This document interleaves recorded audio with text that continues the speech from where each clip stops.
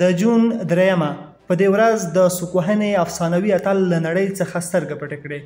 له نن څخه 7 کاله پخوا د 2014 کال د جون په دریمه د بوکس لوبې نامتو لوبغاړی محمد علي کیلي د 40 کلونو په عمر وفات شو او د خپلو زرګونو مینوالو په حضور کې خاورو ته وسپارل شو. تر دې یوه ورځ وړاندې د محمد علي په زرګونو مینوال د نړۍ له ګوټ ګوټ څخه کینتاکي ایالت ته لاړل او د محمد علي د جنازې لمونځ یې ادا کړ. محمد علي څو لسیزې په پارکینسن یعنی ریګ ناروغۍ اخته و. سر او ځان یې پوړېده او نه یې شوای تکیه کولی.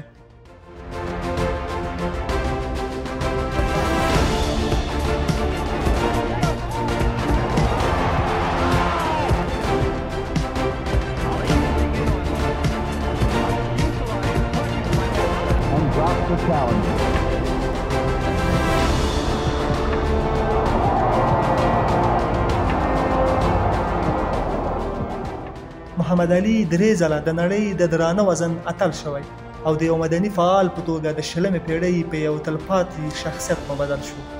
د محمد علي اصلي نوم کسیوس کیلي و. دی په 1964 کال کې مسلمان شو او خپل نوم یې په محمد علي کیلي بدل کړ. د محمد علي د جنازې او درناوي مراسم د لویول ښار په ازادي سټیډیم کې ترسره شول. دا هغه ځای دی چې محمد علي پکې خپله وروستۍ مسابقه کړې وه. په دې لوبه کې چې په 1918 کال کې وشوه، محمد علي بیسمنهوف ته ماتې ورکړه.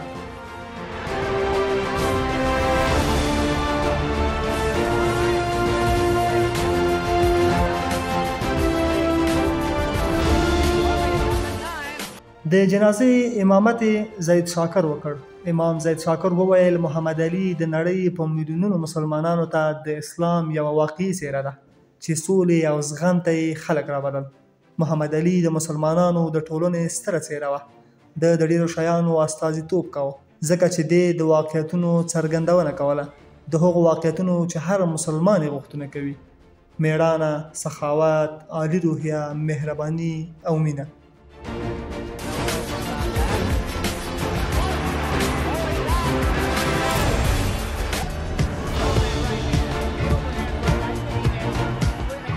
د افغانستان پخوانی ولسمشر حامد کرزي، د ترکیې ولسمشر رجب طیب اردوغان او د اردن پاچا عبدالله الثاني هم د محمد علي د تدفین په مراسمو کې ګډون وکړ.